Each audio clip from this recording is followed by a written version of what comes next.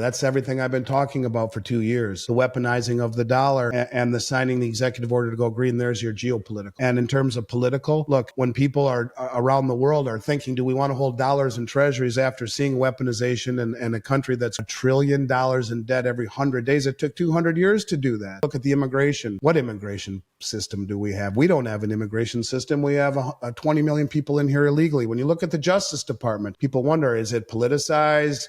Is it two-tiered? The recent assassination attempt on former President Donald Trump has far-reaching implications that extend beyond U.S. borders, impacting global perceptions of American democracy. As reported by Fox News, world leaders from various countries have condemned the attack, framing it as a direct assault on democratic values. This incident raises significant questions about the U.S. role as a champion of democracy. Analysts argue that while the U.S. has positioned itself as a protector of democratic ideals globally, it now faces serious challenges on its home front. Adversaries could exploit this vulnerability, with retired CIA officers and security experts suggesting that nations like Russia and China leverage this situation.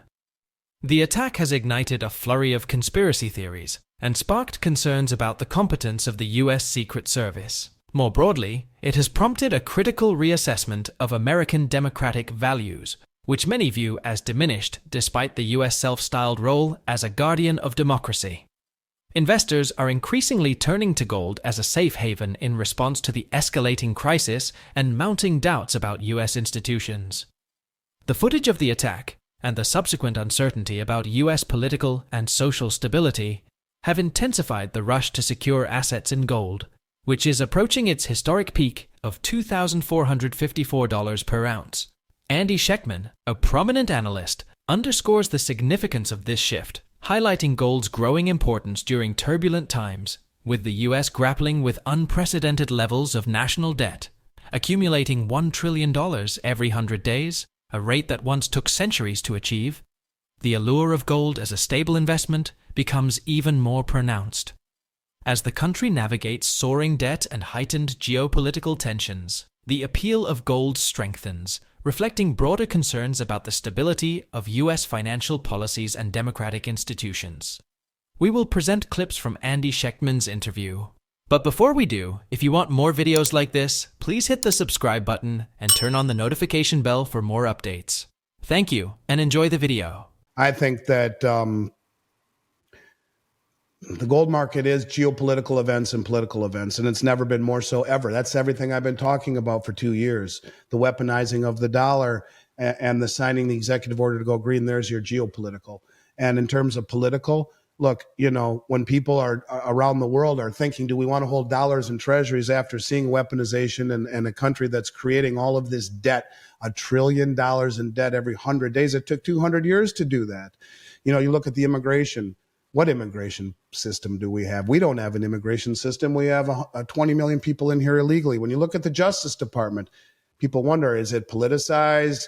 Is it two-tiered? I don't care what your view is on Trump or Biden. Look, be honest with yourself and say, has Merrick Garland and the Justice Department acted honorably, and is there a two-tiered system? And I would say most people would question that. When you talk about the electoral system, well, here we go. I mean, most people would say that there was some very strange going-ons in the last election. No matter how you feel about either candidate, people around the world are saying, are their elections fair? Is their judicial system fair? Their immigration system is a mess. There's lawlessness in their cities, and they're creating $1 trillion in debt, which is political because it's the irresponsible, brain-dead fiscal sanity that's been, I mean, it's just ridiculous, the fiscal irresponsibility. And the monetary brain-dead policy, that's all political. But let's just simply say this. I've been shooting guns for years. I own a metals company. I've had a concealed permit for 15 years or longer. And I shoot so that I, you know, God forbid, ever have to be proficient in it. I've shot plenty of AR-15s. And from 100 yards away with a laser dot, it's a 2-foot putt. It's that easy. And 1/8 of an inch separates sanity from craziness. 1/8 of an inch. What would the world look like today? What would Xi Jinping and Putin be talking about if Trump had been killed? And let's just call it what it is. There was an attempted assassination of him. And ask yourself, I don't care what side you're on, ask yourself, if this were your kids speaking and you were in charge of security, look at that overhead view. How the hell did they not have protection on a direct sight of line 120 yards away, a pitching wedge? How the hell do they not have a direct line of sight covered? How? I mean, you can say what you want, and there's a real fine line between conspiracy and reality, but if that ain't frickin' political, I don't know what is. They attempted to kill the guy. And you know, the powers that be can say, we didn't do this, we had nothing to do with this, blah, blah, blah. All I can tell you is this: you look at that overhead and say, that's the number one place that you would put your snipers or your police presence. Not on the roof above him. Sure, you can see everything here, but how about the direct line of sight right there that no one is guarding? And an eighth of an inch separates today from what could be madness. And I would say that it's everything. Politics and geopolitical events are everything, because it's all of the politics that has created the craziness in this country, the open borders, the judicial system, the electoral system. It's the politics that are spending $1 trillion in debt, bankrupting our future generations every 100 days. 100,000 per second. Buy. I mean, I hate to be that way too, but I think to ignore it is stupid. In today's turbulent economic climate, marked by soaring debt and persistent inflation, there is growing interest in alternative investments, particularly in precious metals like gold and silver. Many analysts, including Andy, highlight the potential advantages of mining shares, especially if these companies price their costs in gold, offering a hedge against inflation and currency devaluation.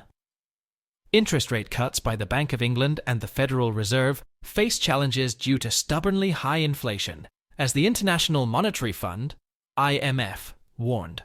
The IMF notes that rapid wage growth in advanced economies is causing service prices to rise faster than goods. It also cautions that high debt levels could trigger a crisis if investors lose confidence and stop buying bonds.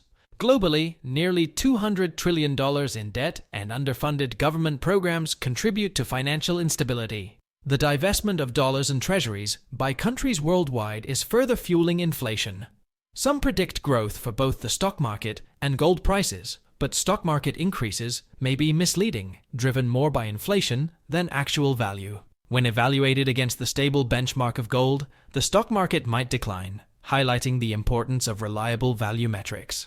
While stock markets might surge nominally, their real value, particularly compared to gold, could fall, emphasizing the need for investors to remain vigilant amidst ongoing uncertainties. I happen to think Alistair is one of the smartest people I know, and I would never even attempt to try and challenge his intellect. Let's just get that straight. Go back to the Great Depression. Homestake mining was the number one performing stock in the entire, when during the market collapse. It was the number one performing stock in the entire stock market when everything collapsed. I agree with Alistair on most everything he ever says. The only thing is that I would not put an overwhelming amount of faith in the mining companies doing that, because things could get very ugly very fast. Maybe a guy like Keith Neumeyer might actually do something like that, as he's one of the only businessmen running a mining company in what is predominantly being run by geologists who don't see things as clearly as a guy like Keith does. I think there's certainly value in mining shares. And if I had to guess where we are heading, look, we have almost $200 trillion in debt. Medicare Part B, $99 trillion underfunded. Part D, the prescriptions, $22 trillion underfunded. Social Security, $77. Government military pensions. We're creating $1 trillion in debt every 100 days. That's 100,000 every second. 1, 2, 3, 4, 5. That's how fast we're accumulating debt. Inflation is going nowhere. Inflation is only going to get worse and worse and worse and worse and worse, especially as countries around the world start divesting more and more and more of dollars and treasuries. I could see the stock market going ballistic. I could. But in terms of, and I can see gold going ballistic. I think it will bring on how do you even say it? It would bring on a mega trend in commodities. And I think the stock market will probably go higher in that environment, maybe a lot higher, but lower in terms of ounces of gold. it going higher and higher and higher, what's it really worth? You need to have a barometer to measure it against. If measuring it in dollars, sure, it could go way higher, but measuring it in ounces of gold, I believe it will go way lower. And so I think that's the only thing that I would push back against, is that most of these mining companies are hand to mouth. They don't have the financing or the bankroll to disintermediate and go directly to the public like that. Most of them are reliant upon the bullion banks to give them the money, because they spent all their money digging it out and financing it and all the costs associated with mining. So maybe over time, but yeah, history shows that home stake mining, when everything else collapsed, was number one. It would be better than owning other stocks, perhaps.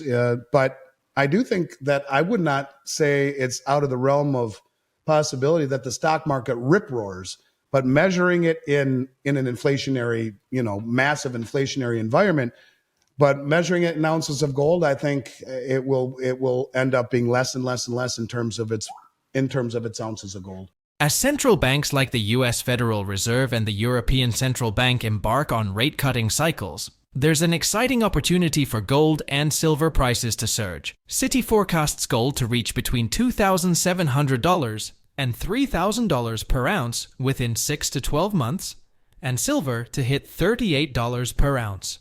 With current prices at $2,445 for gold and $29.80 for silver, these projections suggest potential gains of 17% and 28%, respectively. As markets brace for the impact of Trump's tariffs, precious metals could become a beacon of stability and growth in uncertain times.